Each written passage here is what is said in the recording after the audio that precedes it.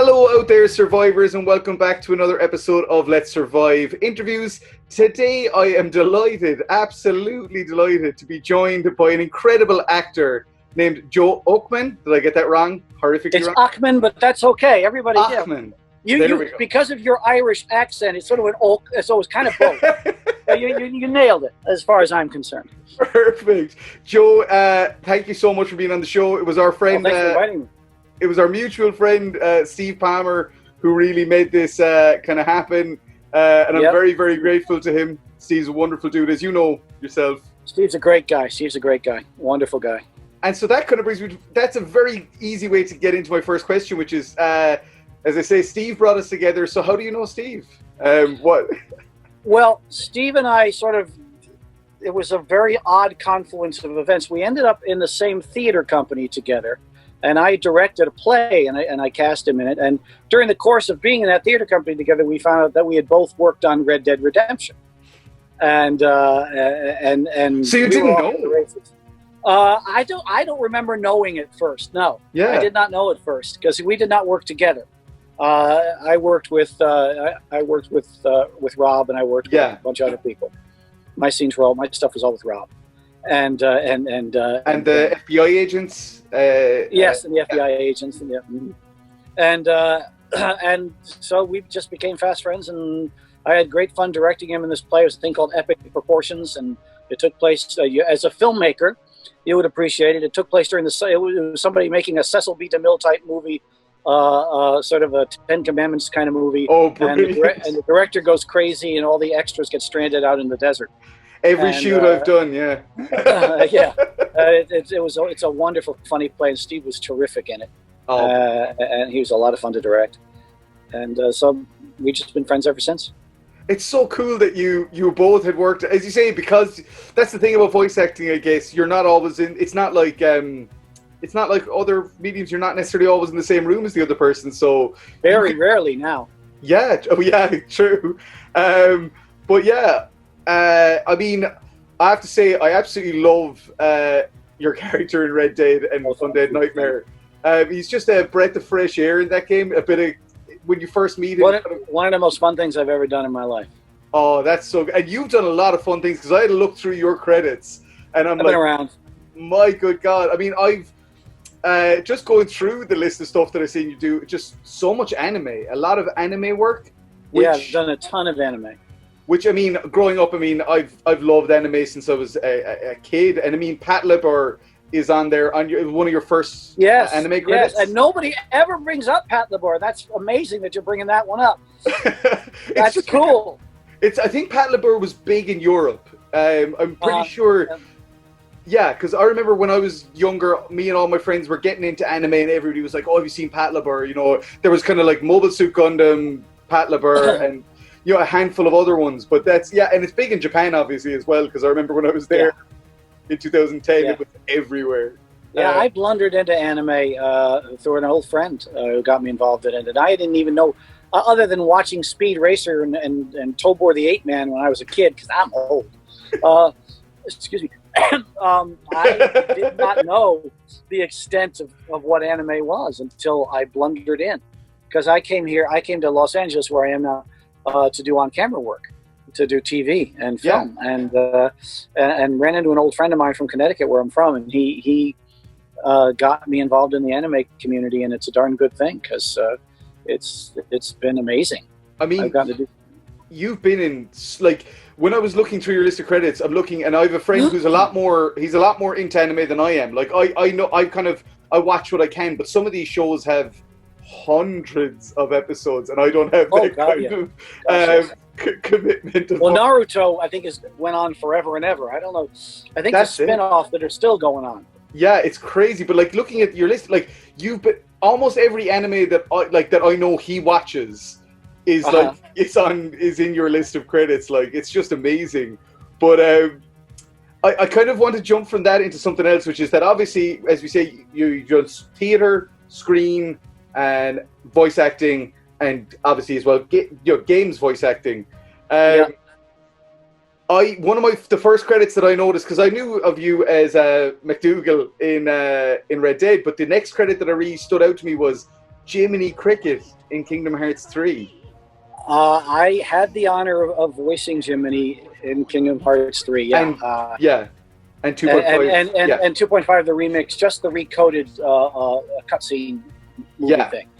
I'm the current guy who gets to do that for Disney, which is really nice. Which is, to me, I'm standing in the shoes of giants, Eddie Carroll and Cliff Edwards, who came before me, and it's just one of the great honors of my life. It's just astounding.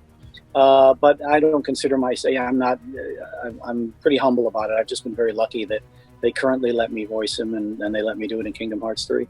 I just have to say, like, it's, as you say, it's something that could be almost all consuming if you actually broke it down and kind of said, oh my god, like, this character who, when you think about it, when you think of the fiber of Disney and like taking it right back, Jimmy is in there, and he is, when you play something like Kingdom Hearts, he's what he always was. He's the conscience. He's telling you what's right, what's wrong, all that. And that's an incredible. And he was always one of my favorite Disney characters. But I never ever imagined that I would have any opportunity there. It's not something I ever even imagined. That is, how did that, if you don't mind me asking, I'm sure you get questions like this all the time, but how did that, as I said, I think I said it to Steve, this is such a silly question because usually the answer is I auditioned for it, but... That's the answer. That's pretty much the answer. As I say, you think I'd know that by now with making my own films and stuff. Well, sometimes you do blunder into stuff. Sometimes stuff happens, and it is. This is not one of those stories. It's just, I auditioned, I got called back. I did not believe I had a chance in hell of getting it, and then they had me recode it. Did you think at the time, like going in for that audition, did you think like I've got a great Jiminy Cricket voice. Like, I'll be able to nail this to the wall. No, I keep forgetting. Actors. I had no conception that there's actors. Certain actors know that they can do certain voices. Yeah, because most of us are basically kids and we watch cartoons all our lives. And I was always thought I could do a good Yosemite Sam. But I would never think of myself, a foghorn leghorn. But I never thought that. That was not even in my radar, other than liking the character a lot. Yeah. And once again, I'm the current guy. I'm not the guy. I'm the current guy. I get you. It's just I've been lucky. What's it? Maybe someday I'll end up getting to be Roger Rabbit because that's my go-to voice. So maybe I'll. That would be a good one. Please, Eddie, please. See, you got it. I love that movie. There's a brilliant movie. Oh, definitely. It's just, and I think it got re-released on Netflix recently. I've been hesitant to watch it with my kids because even though it's portrayed as a kids movie, it's quite scary. Like, I remember being... Well, A, it's scary. B, it really does tap into the history of Los Angeles. Yeah. The things about buying up the cable cars so they could have gasoline, so they could have cars, it's true. It's all real, yeah. And there's a lot of series coming out about that right now. Penny Dreadful City of Angels is partly about that. Perry Mason, I believe, has some of that in it. The new Perry Mason on HBO. But that, Roger Rabbit was tapping into... That's what's so amazing about it. It's tapped into a real historical thing in Los Angeles and then built this amazing, imaginative movie around it. Yeah, and like I just remember, like from being a kid and watching it, and even though I had seen scarier movies, stuff like Christopher Lloyd melting, like at the into a pile of goo, terrified me, like scared me to death when I saw it. When I was a kid, the original movie that scared me into nightmares was the original. What the heck? Why am I suddenly forgetting the name of this movie? I'm blanking out. Not Rocky Horror Picture Show, but the giant plant. Oh God, why am I blanking on it now as well? What the heck? Little Shop of Horrors. Little Shop of Horrors. Yeah. The original Little Shop of Horrors, a Roger Corman film. Yeah. When I was a kid, it scared the crap out of me. with the scary faces stuff, appear yeah. in the plants. That is the piece of people that have been eaten. Scared the crap out of me. And it was many years gap before I watched it as an adult, and I looked at it and went, I was scared of that because it's We all just do this that. campy Roger Corman film with Jack Nicholson being Peter Lorre. It's very weird, but it scared the crap out of me. That one and Carnival of Souls was the other one that scared me. I saw that.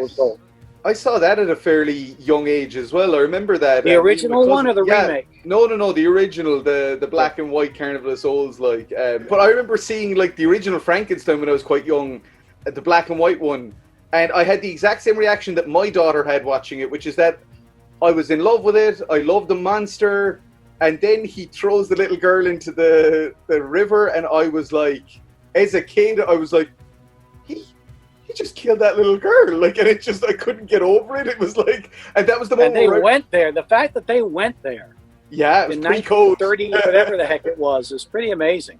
It was. I mean, James Whale was he was an interesting director. He was willing to take some very bold stances. Oh yes. Yeah. But part of why I do this channel is I just love geeking out with people, and what I've come to realize is that most of the people in this industry are in film industry. We're all nerds. We're all geeks. Yes. Most of us are, and the new generation coming up is probably more nerdy than I was. I mean, I was an avid comic book guy. I was an avid horror film guy. I was an avid all that stuff. But the people today that are coming into anime, especially, oh my gosh, they're coming from such a fan base. I do anime. I don't know what I did. The only reason I know what I did in Pet Labor is because somebody sent me a fan thing that I ended up using partly to make a demo reel, and something from there is on it. But I didn't know what it was from. Yeah. I had no idea. There's some stuff you do know. I mean, there's some things I do know. Some of the bigger, more fun roles I do know. And there's certain shows that I know what I did in them that I'm really proud of, like Wolf's Rain. I didn't do much in it, but what I did, I was very proud of. Yeah. And JoJo's Bizarre Adventure. And I was the original Zeppelin, yes. Yeah, that's very cool. It's another iconic. It's become probably in the last 3 years. There's been a massive. Yeah, it's an older one, but it's become iconic in the last 3 years, which is kind of odd. And then they're still making. That's another one. They keep still making iterations of it, and it's a bizarre what they do with that. How they use music in it, and how every season is completely different. Yeah, it's really something. It was almost Hunter x Hunter was another one I got to do fun stuff in. Oh, fantastic! So I get to do fun stuff. That's very cool. But half the time, I don't know what the heck I did. I will look at my IMDb page and go, what's that? Huh? Speaking of which, actually, because, I mean, with your involvement in, Red Dead, do you play games outside of, like... I am not a video game player. Cool. I've rarely, if ever, played a video game, but I've been in a ton of them. Red Dead was so much fun too because it was for performance capture. It was like rehearsing theater in spandex and ping pong balls. It was such fun. It was a whole different animal than most of the games I've done. I've done facial capture, but that was the only full-on performance capture game I ever did. I'd say, as an actor, it's just such a phenomenal experience because you have to literally. It just takes it right back to the purest form of acting. Oh yeah, and I'm sure you talked to Steve about doing Red Dead 2 and how the Red Dead 2 process was really intensive and amazing. But yeah, everything that you saw my character do, I did. Other than the riding the horses, because they didn't have horses. Although the other people did have they made horse things that some people rode. Yeah, but. It's incredible. I was speaking to another motion capture actor last week, a guy named Walter Gray, who he's been in a couple of like Sony titles and stuff like that, and he's worked on the motion capture stage a lot. Helping out. He actually worked at Sony as part of the stage, but then he got to be in a couple of the productions as well. But hearing him talk about how they have to make so much stuff out of grey foam and PVC pipe and everything that a person's going to interact with in the environment has to be made. Out of these kind of supplies, and it's just, as I said, rehearsal props. It's all rehearsal props. They look like rehearsal props. Yeah, it's fascinating. it is so like theater in a lot of ways. Then, in the sense that like it is just you and the person, and you're just very, very much. And what's interesting is I don't know if I would book or even get the audition for Professor MacDougal today. Really? Yep, because they've gotten so much. I mean, as you can tell, he does not look like me. I'm kind of a big, stocky guy. He's a little heroin addict. and there, I think they go much more toward type now in their casting than they used to. But I managed to squeak in at the tail end of that, because I don't think I would even get the audition today. I do get what you're saying, that things have changed in the decades since Red Dead Redemption. Things have changed. Yeah, very much quite so. a lot. I mean, it was a pioneer in a lot of ways, but but that particular part of it, I think, has changed. I mean, they were saying it was the way things went back then, but I clearly disproved that. Once again, it's very funny if you look at MacDougal closely. Sometimes you can see his hand move in, and you can say, "Oh, that's a bigger hand than the skinny guy." You can actually see that. Really? Well, yeah. If you look closely, I think in the first scene, in the first cutscene. Yeah. And then they did use me for a government clerk where it does look just like me. Oh, really? Yes, there's a government clerk in Red Dead that you can find when Marston goes to the FBI building at one point to confront. He's counting money. Yes. He's just sitting counting money, very drolly. He says, "Yeah, I go upstairs, 108, 109." I remember that. Yeah. And that was me, and it looks like me. Oh, fantastic! I'm gonna have to replay it now and just knowing that stuff and bearing it in mind. I've been meaning to replay it anyway, because I haven't replayed it since I finished Red Dead 2, and obviously with the events of that game, it definitely changes your perception of Red Dead 1 when you kind of come back into it. But you were also part of Undead Nightmare as MacDougal. Yes, which I loved. Again, horror fanatic. Horror westerns are one of my favorite genre, and there's so few of them. But yeah, so I loved doing that one. Because I got to, excuse me while I go back and get my bags out in that lonely dark alley, whatever that line was that I said. It was one of the funniest things. You know what's going to happen. It's hilarious. Yes, I did all that. We did the stunt. I did get. I was tackled and brought to ground. So it was fun. As I say, it had that real B movies kind of like 60s vibe about it. And they really did a good job. The stuff that I saw, I saw a lot of the cutscenes because I don't play, but my sister, my late sister, was an avid Red Dead fan. And she would just spend hours tooling through the Old West. She just and loved the Undead Nightmare too, and all of that. So she would tell me all about the deep into the game stuff. Yeah, that's. I think there's something really interesting to me about I think I kind of envy it a little bit. It reminds me, right? I'm going to try and I'm kind of tripping over my words here, but what I'm trying to get at is that hearing stories about the Irish actor Richard Harris. Yeah, of course. Yeah, of course. There's often I've heard a lot of stories because he's from Limerick, which is literally pretty much where I live. And a lot of stories that are told about him. One is that he never attended his own screenings. He would appear and then he would slip out the back. He would never watch the movie he was in. He was just very uncomfortable. And there's something about when I've spoken to several voice actors and motion capture actors and stuff. It's funny when they aren't gamers like yourself, somebody who plays games a lot. It's cool because it's kind of got that Richard Harris mystique of it, of I do it, but I don't necessarily watch it. I like to go find the cutscenes. I like to go see what I did. But I'm too lazy to play the games. I figure if I got involved in playing the games, I'd never leave my house. Who knew that I was going to be in a situation where I'd never leave my house? I should start playing games. I've got a few over here. I've got an old PS3 sitting up there, which I bought so I could play Blu-rays on it. Same. But go figure. But yeah, I mean, a lot of people on camera too. One of my best friends is a quite well-known soap actress, and she never watches herself. Really? I like to see what I ended up doing. And sometimes I go, "Oh, that's really horrible," and sometimes I go, "Oh, okay, I got away with that." And sometimes I'll be surprised that, "Wow, that's good." That's the rarest, of course. I do find that for me, with any film that I make, there's like a moratorium of like 2 years minimum for me to be able to watch it in any way objectively. Like for that must be that. Well, that's a whole different animal. You're making a film. Yeah. It's like when I direct theater, I'll go, oh no, they got to do that one little move again. I got to redirect that. I'll go in and I'll watch the performances while it's running, and I'll keep wanting to change everything. Yeah. If you're a filmmaker and you're responsible for the whole picture, you're going to be doing that all your life. Oh yeah, that's certainly what it feels like. You can win 96 Oscars, and you're 10 years later, you're still going to be going, no, I think I'd like to reshoot that scene.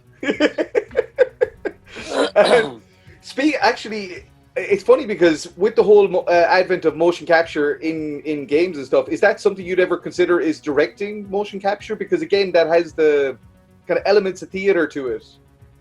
Yeah, there's a part of me that always wonders why I never either directed voice or directed any of that stuff, but I never pursued it. Yeah. And part of the reason is, frankly, I'm lazy. There's a lot of prep work involved. You're a director. I direct theater. I used to do a lot of prep work when I started directing theater, and then I realized how good I was at doing it off the cuff. So I could just sort of figure stuff out.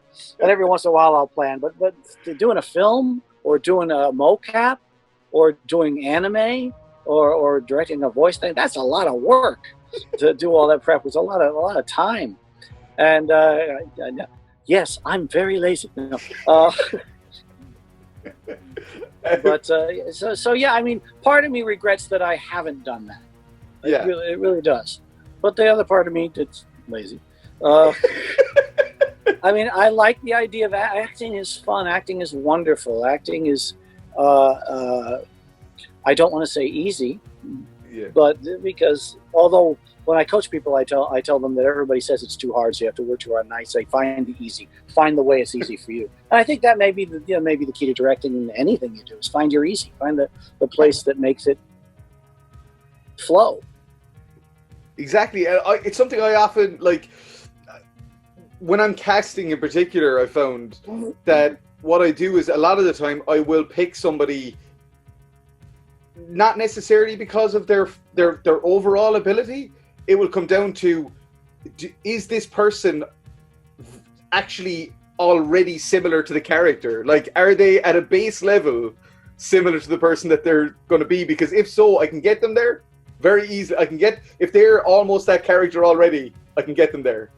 Will you err on the side of if you have two actors and one of them may be a little better than the other one, but the one that's not as good as looks like it'll be more fun to work with? Will you go with that person? Yes. Me too. Not even if he looks more. No, doesn't matter. To me, I want people that want to be there. Oh, but that's I've at Celtic Badger, our production studio. That is our whole Celtic motto. Badger. I love that. Yeah, I will show you. I have a pop vinyl badger here that my friend had made for. I love that. Yeah, he had that made for my cool. birthday. Yeah, so we have this little production studio, and that's our whole motto: is like make cool stuff with cool people. That's all we want to do. And you have just proven the adage that that everything has a Funko Pop somewhere. Oh man, you have. I hope you have like a Jiminy cricket one yourself, or. I just got one this year. No way. I went on quite a search to find them. Kingdom Hearts 3 one in particular. No, I've looked all over the place at conventions all the time. I didn't want to do it online. I wanted to actually find one. This is to me. I've always been an in-person find stuff kind of collector. Yeah. Which once again, thanks pandemic. Thanks COVID. Thanks COVID. Now I can't go be an in-person collector anymore. Thanks a lot. I go to people to pay my bills. I go pick up checks. I go do everything in person. I can't do it. I gotta cook. I'm so lazy. But yeah, so finally I went to E3. I was invited to E3 last year, or not E3, D23, the Disney convention. I went to E3 too, but the Disney convention, and I finally found a collector there that had some. Oh, brilliant! And I was going to buy one, and then a friend of mine, another voice actor, actually, because I was there on my birthday, he bought it for me. That is very, very kind of him. Just completely surprised. Hey guys, yeah. Oh, that is brilliant. Really nice. So I've got one. Yeah, there's nothing better, I'd say, than having it's like a friend of mine, he's an actor from the UK, and he was in Hellraiser, which is one of my favorite horror films of all time. A great one. He played the Chatterer, which is the guy with the... Oh, yes! Yeah, Nicholas Vince is his name. And he had people make him a Funko Pop and send it to him, because when they did like the first line, they only had, I think, Pinhead, just the one that everyone knew kind of thing. And so somebody was like, no, we're going to make you. So they got like a Resident Evil statue and turned it into a Chatterer one for him and sent it to him. And I think that stuff is so nice when people are like, as I say, it's the same as with Barry with this. He just was like, you need this on your shelf, just to remind you. I think it's fabulous. What's the other one back there? That's just the Pale Man. Let's tour Paddy's house. That's the Pale Man from Pan's Labyrinth. Oh, look at that. Oh, cool. Yeah. Cool. Because I'm a big fan of that movie, of Guillermo del Toro in general. I think he's Oh, me too. I think he's a spectacular. And Doug Jones is sort of a friend of mine. I know Doug. No way. I know Doug. He's a great guy. One of the sweetest human beings on earth. Everybody I know who has encountered him at any kind of events or anything like that has said that he is the nicest human being they've ever met. He is. I have to say I have a huge respect for creature performers, and I do not think they get enough credit in the industry. What he's capable of doing, to me, is just beyond anything. I mean, he's just rubber. The man is rubber. Yeah. But he also researches and he does things very carefully to make the effects, like the stuff he does as Saru on Discovery. Yeah. He does amazing little movement things and the lifts in his shoes and the way he does it. He's astounding. It's the kind of thing, right? When I was casting a monster for my last feature film, The Perished, I have a friend he's an actor I've worked with a bunch of times, and he asks so many questions on set that he usually annoys the absolute life out of me. I love him to bits. He's one of my best friends, Stephen Tuberty. And he asks 1,000 questions about, what am I thinking here? What am I doing? What's this? What's that? And usually it goes through me. But when I thought, okay, I need a creature performer, I know Tubbs is a former amateur wrestler, so he can do physical, he's got a physicality. And then I thought, and he will ask 4,000 questions, so he will get that monster. He will bring that monster to life more than just, put me in a suit and I'll pretend to be a monster. Well, that was very smart, because I always, we run into this all the time in voiceovers. Yeah. Is you got to do creature sounds. How do you do creature sounds? And I always say that you got to have a story. You want to do creature sounds, you got to tell a story. What's happening to this creature now? Where is he? Who's he talking to? What does he think about the person he's talking to? Does he want to eat the person he's talking to? Does he want to run away from them? Yeah. And you create a whole story just like you would do with any scene, and then they work.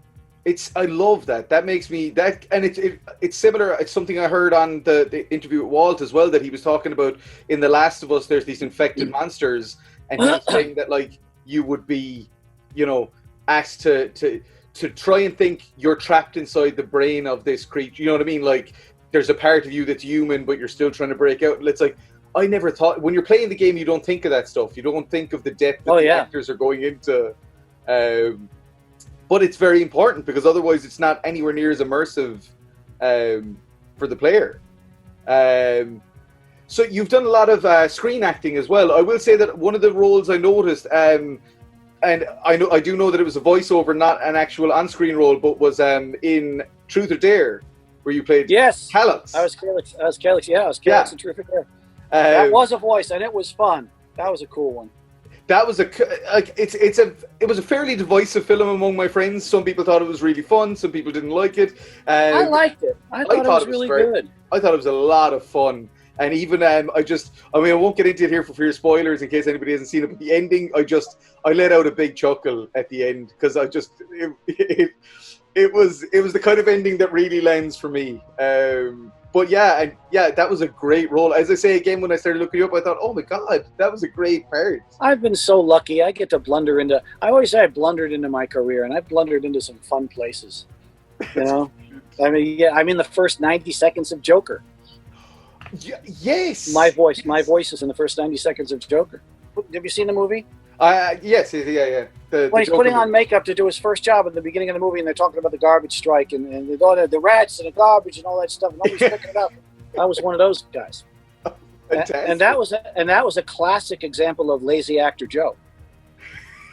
How that happened. My friend who was auditioning for those voices, there were a bunch of characters in that little section, and they wanted voice matches for them for some reason. So they sent out the auditions. They said, "We want you to voice match these people." There are 5 roles: a businessman, a few other people, and a cop. And I sent them all in, and we got a note back from everybody saying, or from the production company saying, sent back to everybody who auditioned saying, no, we don't want you to do the same voice for everyone. We want you to do a different voice for everyone. So do them again and send them back in, and we're cutting the policeman. So I said to myself, I did that already. I'm not going to do it again. So I cut the policeman off my audition and sent the same one back in. So I get a note saying I booked it. And I booked the businessman and the policeman, which they had cut out. I've got that now. Then they decide they're cutting the policeman again. Then they decide they're going to use the audition that I sent them, and I don't have to come in to record anything. So I'm like, well, this is the way it should always work. I like this. Yeah, that's incredible. I have to say, even when I was looking through your stuff as well, though, right? Me and my wife, we used to watch. Well, we used to a lot more watch until we had 2 kids. We used to binge watch TV shows. We used to watch we would get every season of. I'm going to name some here, and you're going to know straight away where I'm going. But we would watch every season of Weeds. We'd watch, every. You were binge watching before anybody was binge watching. Exactly. We would buy box sets. So, like you said about going out and getting stuff, we would go and we would buy box sets, and we would just take a weekend off, and we would just not leave the room. I have a huge collection of DVDs up on this wall. Box sets of the Avengers, the Prisoner. Oh wow! I am not a number. All kinds of stuff. I am a free man. I have all kinds of stuff in here. But yeah, you would like my DVD collection. I could send you a list. You'd go nuts. Oh, I had an amazing collection before I moved country in 2013. I'm hoping that I'm out the other side of that now, and I'm going to start rebuilding. I've started a little bit with my little shrine behind me, but yeah, I'm trying to rebuild. I'm at that age now where I'm looking at stuff going, I'm not going to watch all this stuff. What do I do with it? And yet, that part of me that's a pack rise goes, no, you got to keep it. You never know. Exactly. There's nothing, you can't get rid of that component, I don't think. But yeah, I was looking, and as I say, there were so many shows that you have appeared in that, as I say, Weeds was a great example. Bones, me and my wife were gigantic fans of Bones. I was just in the last season. I finally got to do a Bones before they ended. You got in there. That's the important part. You got in there right before, yeah. But what's it like, kind of jumping, moving from TV show to TV show? What's that whole experience like? Well, it's fun. I mean, a lot of those roles, especially the early ones, the Seinfeld and stuff like that, I wasn't playing huge characters. As this little stuff, I used to always joke that I didn't have a name and I didn't have an emotion. I was man number 1, lawyer number 6. That kind of stuff.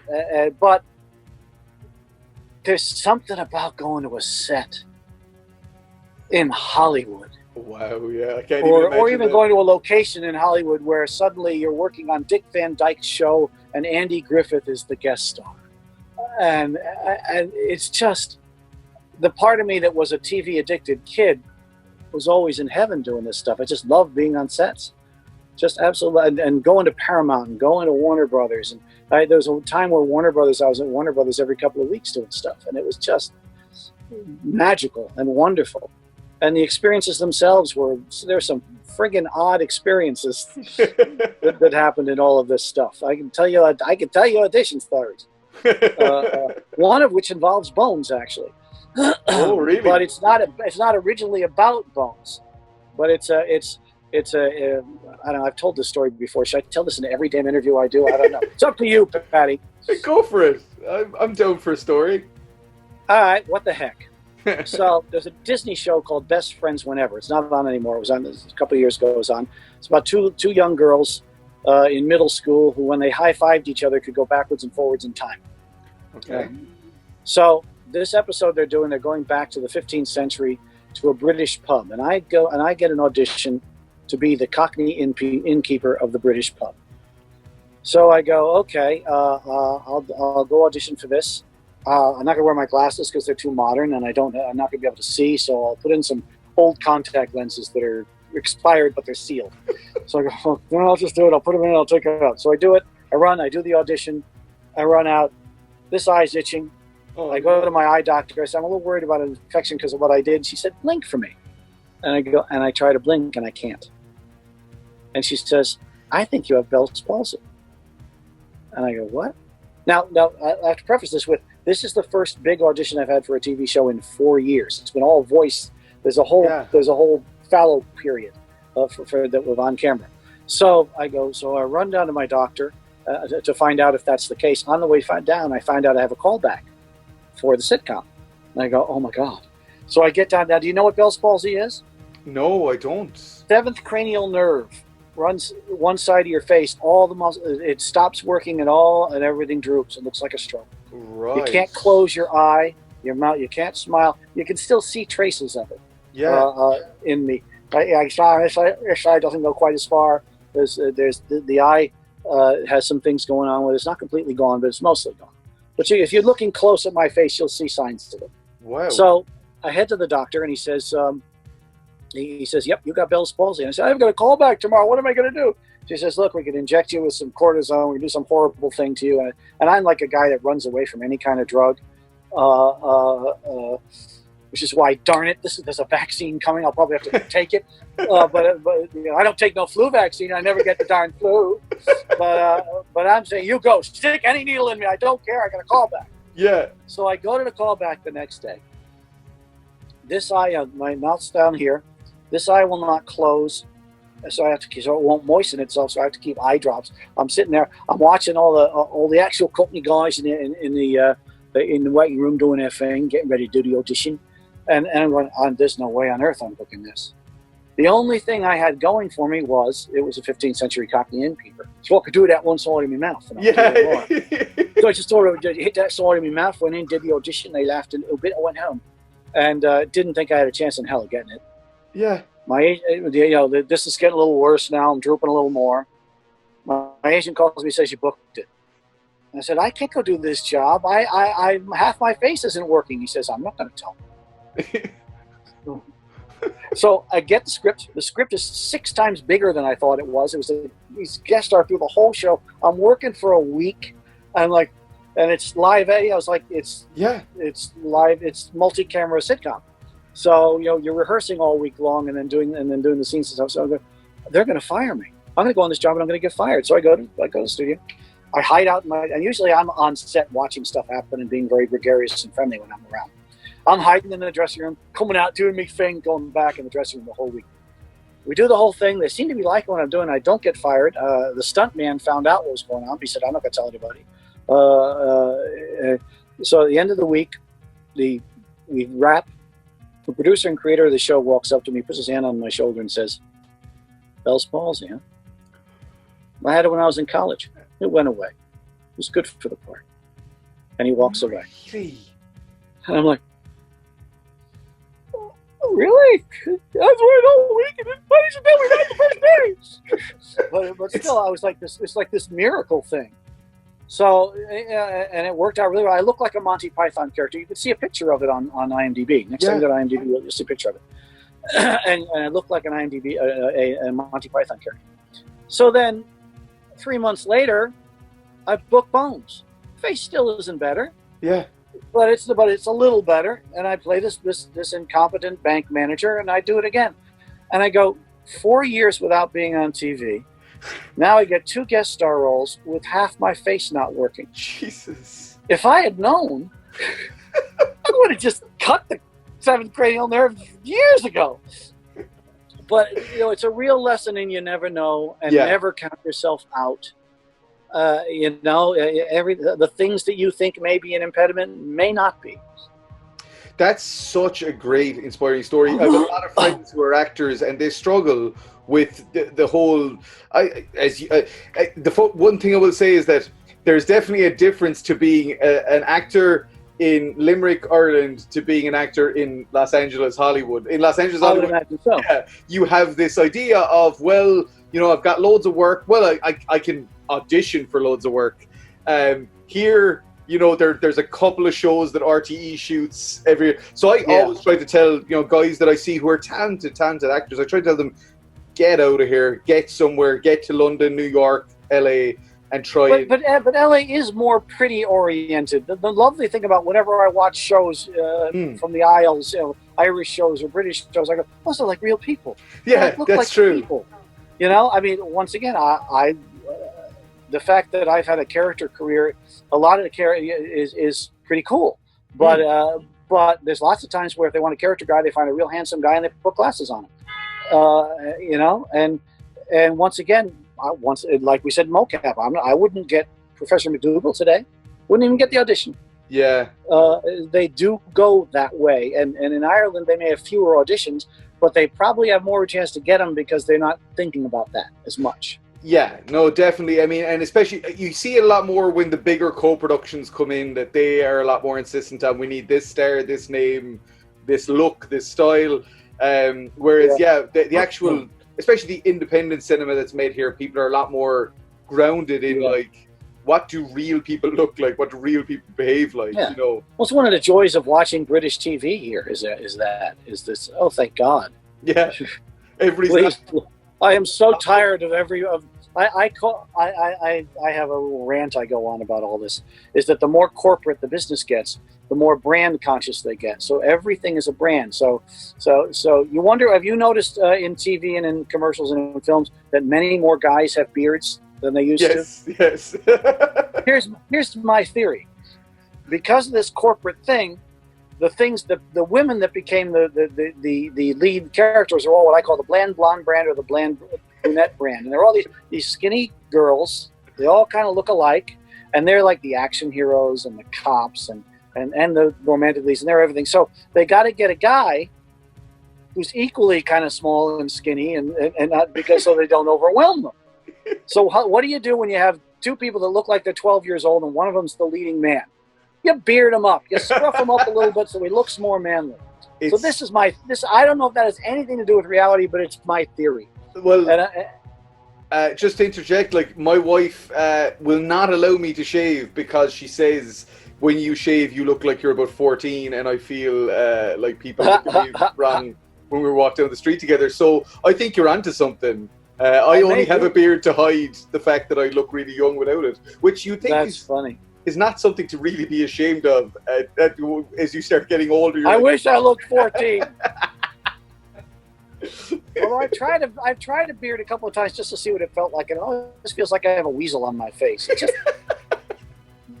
doesn't feel comfortable. Although one of my favorite headshots, which is also on the IMDb, is me with a little goatee thing that was actually a selfie I took, and it's my favorite headshot of all the ones that I have. Just because it looks so badass. Nice. Is it a villainous goatee? Like that? It's a villainous goatee. I look like a badass. And nice. Does this look like a badass face? Not really. Did you ever try growing out a MacDougal mustache? No, I should. For conventions, once you can turn up. That would be like a small weasel, a baby weasel on my face. A weasel. Yes, a weaselette. How have you been? I mean, this is kind of what I talked to Steve about as well, but just like, how have you been finding this whole pandemic situation? I mean, I know it's not something people generally like to talk about, but well, I would not have that Forbidden Planet towel up here if it wasn't for the coronavirus. That would have probably still be sitting in the plastic bag that's sitting over there that it was sitting in. But and that curtain rod is hanging. I would not have that curtain rod if it wasn't for the pandemic. So I basically put that there so I could have some kind of fabric in back of me when I record voiceovers, because I'm a go out and do stuff kind of guy. I ate out almost all the time. I like to go out to I'm an avid shopper, bookstore guy, and I like to shop. I like to get out. I like to sit with friends or sit alone and read a book outside. So this has completely scuttled my whole life, the way I live my life, and I've had to make a very big adjustments in a very tiny apartment. You don't want to see what's on the other side here, But one of my big fears was that I was not going to be able to record anything here. I could record auditions here, and I did the Joker thing that we talked about. But that's recording auditions, and I can make enough so that they sound good. But I live in you can probably even hear some traffic behind me. I live in an apartment on a corner with lots of windows around this tiny place that is very loud. And everybody else has got their whisper rooms and all their fancy equipment. And I figured, I'm doomed. I'm not going to be able to do stuff. So then one of the advantages of being a pack rat and an avid shopper is you have stuff. Yeah. So I started looking around. I went, big bookshelf that's got all the DVDs on it. Above the closet, there's these little cabinets, and there's a door that reaches out here. For some reason, every once in a while, I'll buy something stupid in a stationery store, an Office Depot, like big monster paper clips. And I've got these big, thick blankets that might reach across. So basically, I created a Bedouin tent. I created a tent that actually, and sent sound samples to people. And I've gotten next week I'll be doing my 10th job from in here. Wow. That's and I've had people so one of the big studios told me, yeah, your stuff sounds better than a lot of the whisper rooms because they're too dead. Too dead. Yeah. They're harder to correct. Yeah. So I'm amazed that I've been able to record stuff. I sit on my bed and I record. And we all know how that appeals to my laziness. So that is the bright side of the quarantine. That's the bright side. That's the bright side. I'd be able to do that. I discovered there was a little turtle fish pond right near my house I never knew was there. That has given me great peace when I go walking. That's nice. Oh, nice. But I spend all my time walking, dodging people who are not wearing masks, dodging, running in the middle of the street and trying to dodge around everybody. Going shopping is a scary. I mean, I'm in a couple of risk groups. I'm not a small guy. I'm not a young guy. Yeah. And I've got some things. So all these people who are going, no, don't wear a mask. It's a conspiracy to take away your freedom. 5G. I've just got 5G. Yeah. I'm just like, oh, please, Lord. Yeah. I have no patience. I can empathize because,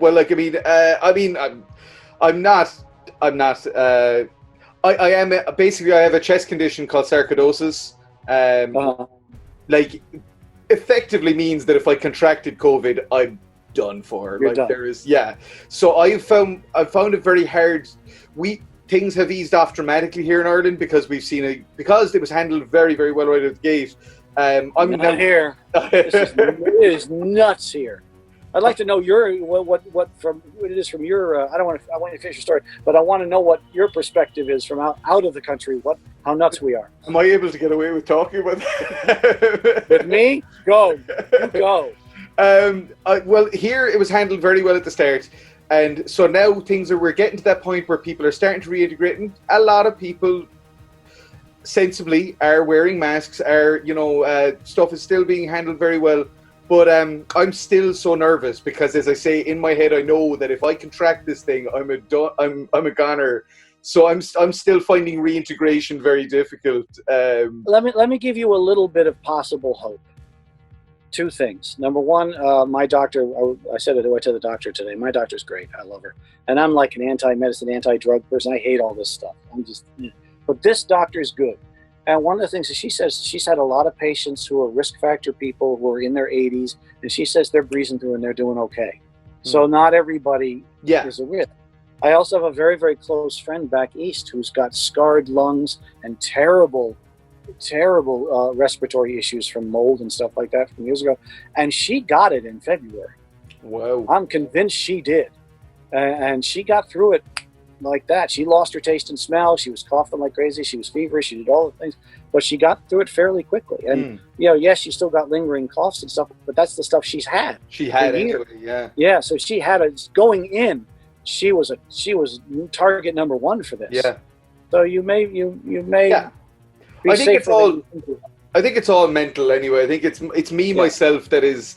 But in saying that, I have started to go back out and go for walks again and stuff, which I had missed. But also it gave me the opportunity to set up the channel as something to keep my brain occupied. I like to be working all the time, You're not like me at all. To kind of go back to what you were saying, from I have a lot of friends in the US. I've only ever been to the US once, and it was in January of this year, and I went to Kansas City of all places. That was my first film festival. And actually, I have a lot of friends. Although the blues in Kansas City is good, and the ribs are very good, from what I understand. I was told the same, and they're the two things I didn't really check out. I spent 5 days in a film festival just watching a bunch of scary movies. It was great. But I really enjoyed my time in KC. But it's just funny because most people who go to the US from Ireland are going to land in either New York or LA. They're not going to go to the slap bang. Especially if they're a filmmaker. Yeah. But I have a lot of friends based out in the US, and hearing their reactions to what's happening, I don't even care. I don't even care about what I'm seeing on the news or Facebook or social media or whatever. Just hearing what my actual friends are saying about the horror of people refusing to wear masks, as you say, all the conspiracy stuff. I don't tend to argue with people on Facebook, but there's this one kid that I've been arguing with, and it's just so sad. And I try to always engage in a discursive, discussion-y way, without going, "You're an idiot," while I'm thinking, "You're an idiot." But I don't do that. I try to see if I can. I mean, usually I know these kinds of personalities can't be reached, but I try anyway. Just because I want to see how far I can get. I want to see what I can get away with.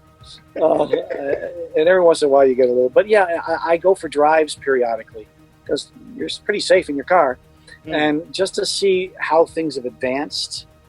And there was a while where it was just dead quiet, and there was nobody on the streets, and the air in LA was suddenly clean. And then and then the riots came, and suddenly there was things were boarded up, and it looked like the whole town was going to shut down. And then they started opening, and 50% of the people out there at the very least are not wearing masks, and there's no social distancing in the restaurant. And I'm like, and then there's a bargain clothing store called Ross Dress for Less. I don't know if you know what that is, but it's a chain of bargain grocery stores. And when everything opened up, that's where the biggest line I saw was. The biggest line of people close together.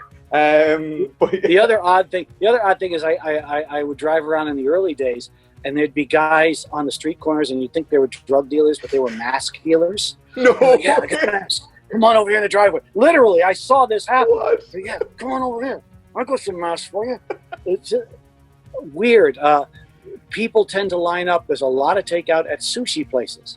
Yeah. And I'm saying to myself, pandemic, virus. What's the one food that would be a little scared to eat? Something uncooked. They're lined up outside the sushi places like crazy. It's just, I'm baffled. It is a bit of a dystopian nightmare, in fairness. It really is, and I get scared. I have very bad days. I make my peace with stuff, and I'm very, very, very careful. But it's scary. It is. It's, and that is, as I say, part of why I love this. The whole reason I love doing this channel is we are all kind of isolated. We are all kept apart. And what a great time to reach out through mutual loves of things and connect with people. Because I agree with that. And we can give each other hope. I mean, just the fact that, cool, I get to talk to a guy in Ireland. Yay, me. It's wonderful. And I get to talk to a guy whose credits list is beyond anything I could ever dream of. It's amazing. Like your resume. Dude, you're young. You just started your filmmaking career. You'll catch up and surpass me easily. I'll be casting you yet. Wait for it, Joe. Wait for the call. It's funny though. A lot of the people I talk to are international. I have a friend in Italy I talk to all the time. I have a Ukrainian friend, although she's in Miami, but that doesn't really count. But I have friends that I talk to periodically.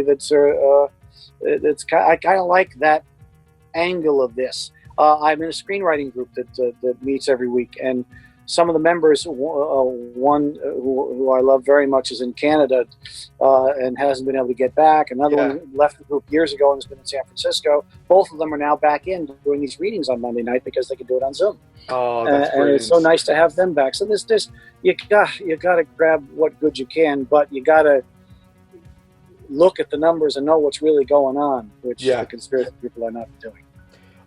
One of the moments where I realized, so as I say, right, I have two kids, and at the start of all this, one of my daughters is 4 going on 5, and the other is 8 going on 9.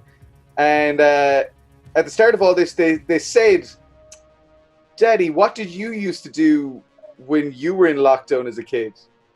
And my brain was just like, "Oh God, like this is." This is something that they think that we've all been through this before, and that we know what we're doing. I never even thought of that. Yeah, and I suddenly realized, oh God, they expect us to know what's going on and what to be doing. This is a first generation since 1918. Yeah, that's going to be doing that.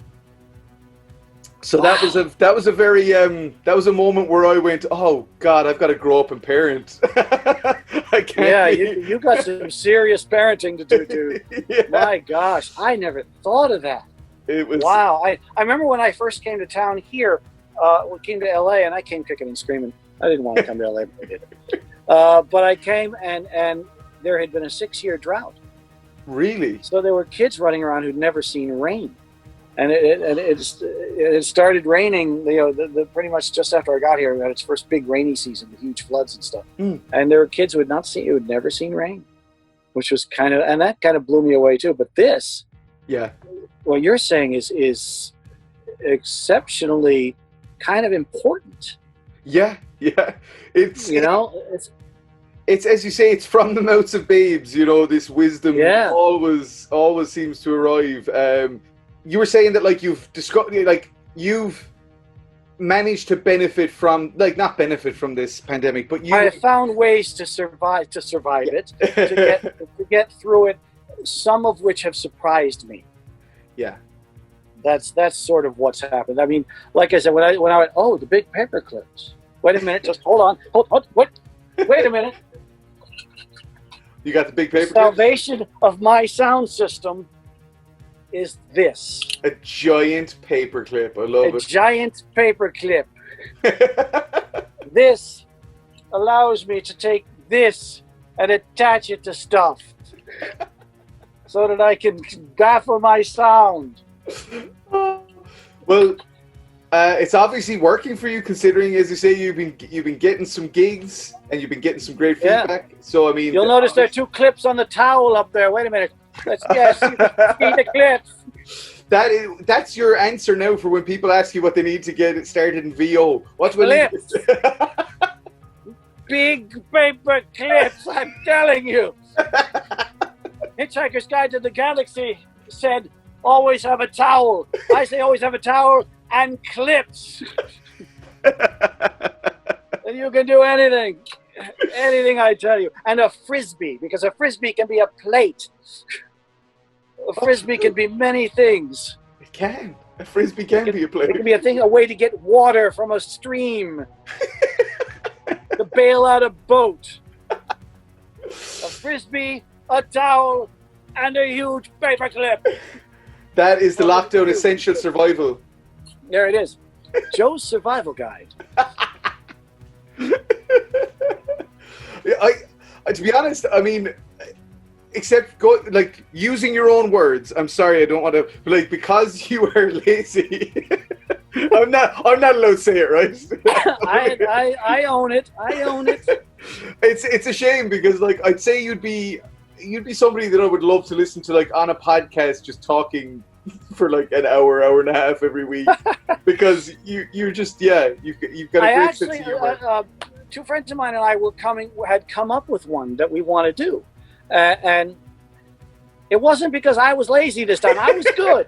I was doing good, and it's still sort of alive. It's called we have not a website yet, but we have a Facebook page. It's called Geek of Ages, and it's basically exploring the history of geekery throughout the ages. and the three of us are hosts. I'm the old coot. We've got a young 20-something guy, and we've got a woman in her 30s, and so we sort of try to plumb the history of things, and like we'll come up with something like cosplay, and then go, Rocky Horror Picture Show kind of really set a lot of the stage for cosplay with their nighttime live action, their nighttime screenings, and everybody getting into costume and doing all that kind of stuff. And we try to find historical antecedents to things, to common geekery stuff today. Where did it come from? That is super cool. That's a great topic, to dig into, Yeah, and that's the idea, is to dig in and have some guest on that's going to be able to amplify that, somebody from the industry, and ask them what they geek out on, and then explore the history of that. And, Dave Bautista collects lunchboxes. How did that happen? You do that kind of thing. That sounds brilliant. I must check it out. Well, we haven't done it. We haven't made one. Oh well, I'll add it to the Facebook. I'll add the Facebook page though, so that I can be kept up to date as the do. All right. Because we sort of got waylaid by a few things. Understandable. And it's funny because I wasn't being lazy. I promise. We would gear ourselves. One week it would be the 20-something who would be the one that was doing all the work. Then it would be the 30-something. It would be me, and then they would all disappear. And it was so how these things get when it's semi by committee. But we're all still into it. We're just taking it slow. It'll appear. For a while, we were doing This Day in Geek History stuff. We were posting every day, which was kind of fun. I think I used to follow a gaming one of those where it was similar, but it was like on this day in 1993, Sonic the Hedgehog 2, or whatever. I love that stuff because it's just nice to. I think as geeks as well, or as geeks and nerds and stuff, nostalgia is a very, very powerful thing for us. I think. More than anything, because you always think of that first time you watched Star Wars, or the first action figure you got, or whatever. It's so. First video game I ever played. I know it off the top of my head. What was the first video game you ever played? River Raid on the Atari 2600. And it was my brother, who's 6 years older than me. He got the Atari for doing well in school. So I was 3, he was 9. He had done really well in school, and my parents bought him this Atari. He had no interest in it whatsoever. He was a sporty guy. I was not. So he went out playing sports with his friends and everything, and I just, 3 years old, plonked myself in front of that Atari 2600. Well, that's funny. And never you were a gaming prodigy. Never looked back. I played that. I played Centipede. Michael Jackson's Moonwalker on the Master System was the next game I played.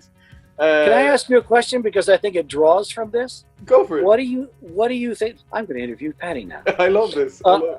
What do you think? How much did that affect your filmmaking? How you are as a filmmaker? It's mad because I was a game developer before. From 2009 to 2012, I had a small video game studio, and I've been obsessed with games forever. I've been obsessed with movies and books forever as well. But I think what it is video games are brilliant at telling generally a non-linear story. So a story where any number of things can happen. There's variables all over the place. Movies don't have that. Movies are, we're going to tell you one story and you're going to accept it the way it is, But what I think happened to me is any movie that I've made, I try to put those kind of layers into it. I think a lot of filmmakers do that as well, but where even if it is a linear story, a lot of it comes down to you, the viewer, and your projecting your own perception of what you're seeing. Kind of, yeah. Like in my film The Perished, which my second feature film, that is a very controversial subject matter, which I won't even. I'll own it. I made Go for it. It's about abortion in Ireland. I turned this whole show around. It's about abortion in Ireland, which was very topical, and at the time it was heated discussion, especially for a dude to be talking about.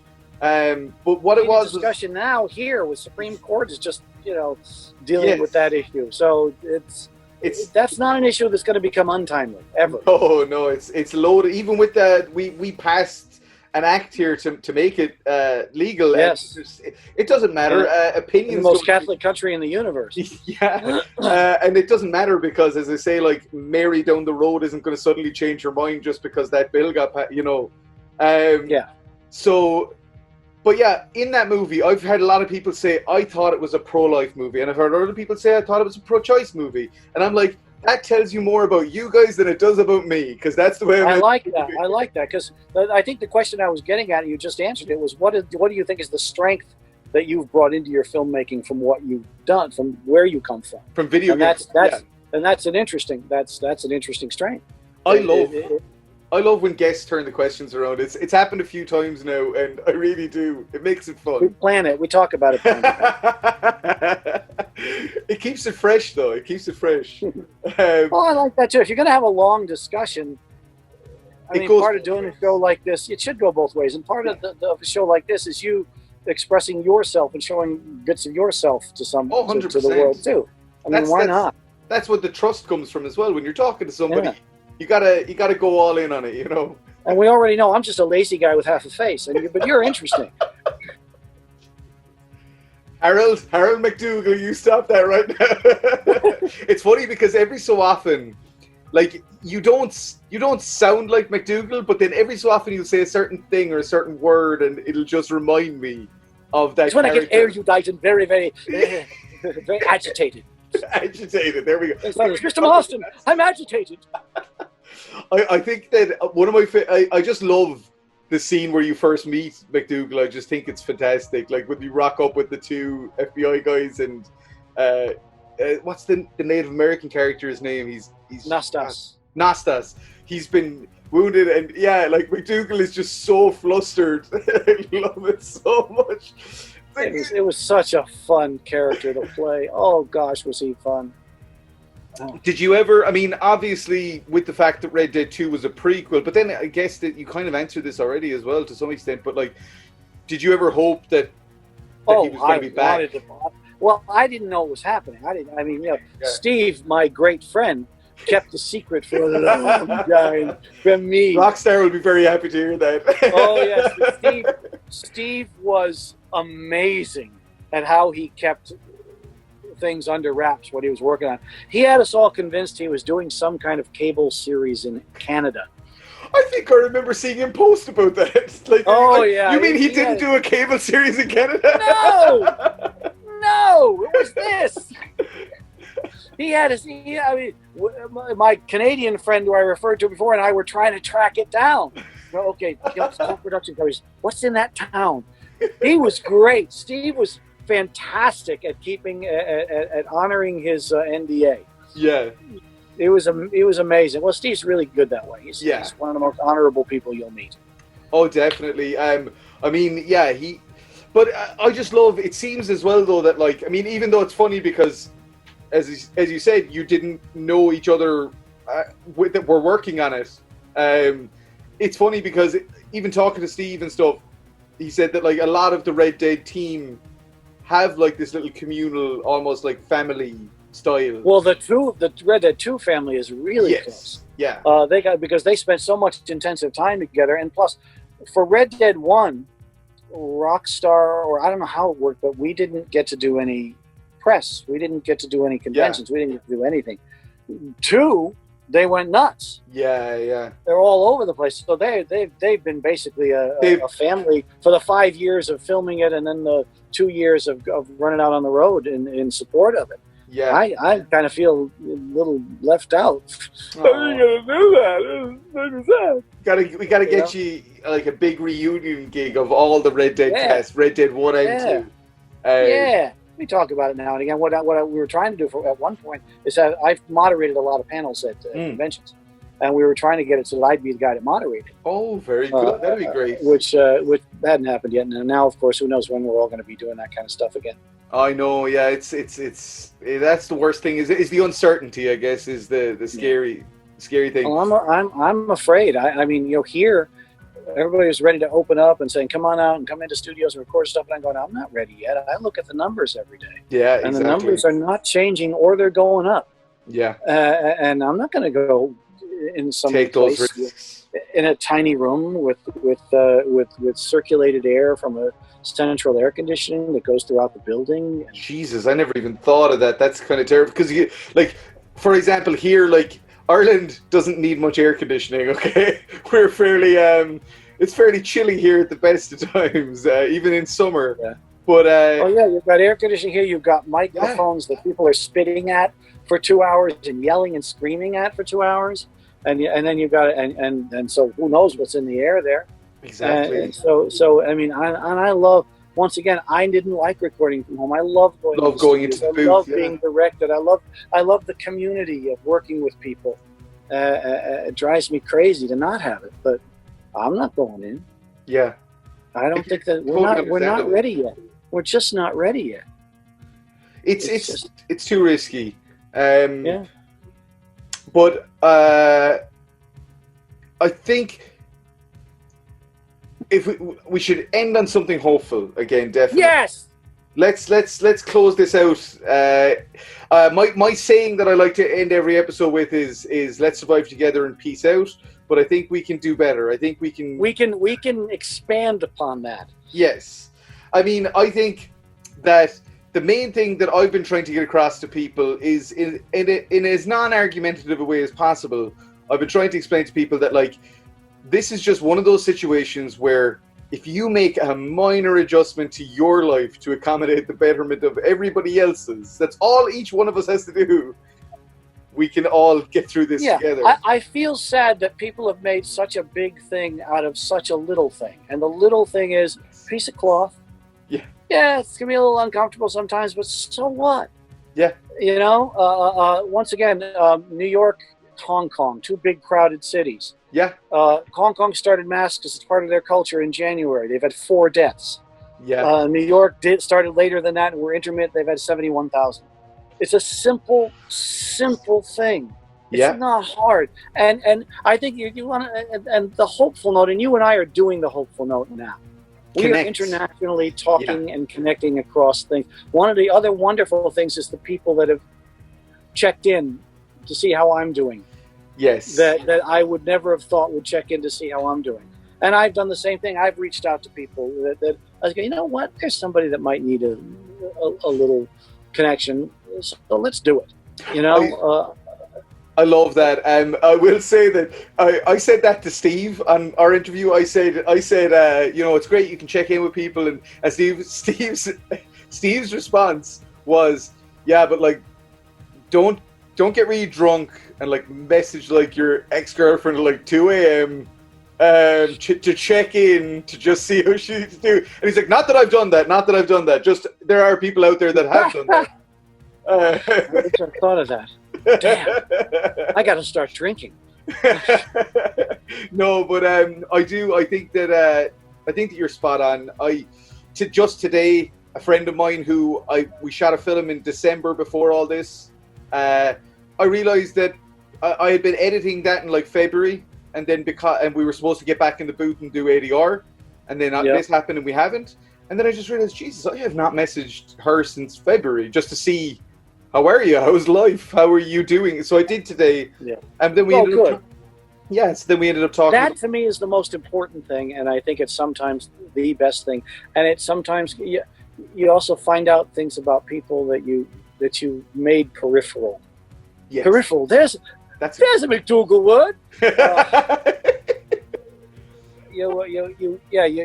That you don't give enough importance to it that probably deserve it. Very true. And I think that's a good thing. And the other side of it I found as well is that like through every interview that I've done so far, I've met people that have expanded my worldview, have made me like appreciate the conversation so damn much, and you very much included, Joe. Like genuinely. Well, thanks, I appreciate that. Right back at you, man. And it's again, I probably wouldn't have done this without the situation being as it is. I wouldn't have thought, oh well, I'd probably be still swamped with film work, so I probably would never have taken the time to do this kind of stuff. And so I am definitely grateful for. I love the fact that you've done this, that you're doing it, and you're doing it this way. You know, a nice long talk, just two people yapping. Chat. You know, and going to fun places, and you do your research and you do your stuff, and then we start talking about nonsense. And nonsense. All life, yeah. That's just it. Remember, everybody, nonsense. Well, first, note the T-shirt I'm wearing. Yes. My friend Barry Fay is going to my co-founder in Celtic Badger. He is a scientist, and he will very much appreciate that. Oh, good. Well, that's for you. I just think that the Funko Pop thing is hilarious. But yeah, I mean, keep doing this. I'm glad you're doing this. This is great, and you're a good guy, and clearly you're going to have a horrible time trying to convince your kid that pandemics are not the way most people are raised. But other than that, you're all set. Yeah, no, I thank you very much. I'm very, and I think that being Irish, we are very much. I mean, the gift of the gab is a very real thing. We just love talking, and if we can't go down and do it down the pub, which actually, funny enough, I never really did anyway. I'm not that guy, so. I'm a student of accents, dude. I've been listening to you all day going, yeah, I like that. I'll just steal that. That'd be nice. I had, I'm going to tell you this, and I think this is what we'll close on if you want, and I think you'll appreciate this. I have a friend in Los Angeles named Josh Forbes, who's he directs commercials and stuff. I love Josh, wonderful guy. He called me around Christmas and said, Paddy, he called me on Messenger at like 2 a.m. I was like, what is going on? Why is Josh calling me? Called me at like 2 a.m. He said, Paddy, yeah, what's up, Josh? What do you need? Have you ever heard of Leo Gallagher? I say, the guy that smashes like watermelons and stuff? that Gallagher? He's like, yeah. Like, I know of him. Like, he wouldn't be as big in Europe or well known as in Europe as he would be. I know him through pop culture, through The Simpsons and things like that. He's like, I need you to teach him how to do an Irish accent. I was just like... I think with Gallagher, he'd be able to do it. I actually had to get on the phone with him, and he was reading a poem, and he wanted it to be done in a proper Irish accent, so I had to coach him on words. And it was the most surreal night of my life. That would be. So literally, he's going, and so we go down the road by the... And I'm like, well... You wouldn't say road, because that's very, like, it's just road, like R-O-D-E, road. And he's like, very good, thank you. What has led me in my life to this moment? Well, next time we have one of these chats, we can talk about some of the coaching stuff that I've had fun doing. I've had some amazing people. I would very much like that. Let's save that for the next one. We're saving it. We're not doing it today. I know of one, and it's very excited to even talk about that. There's a couple of others that are kind of fun.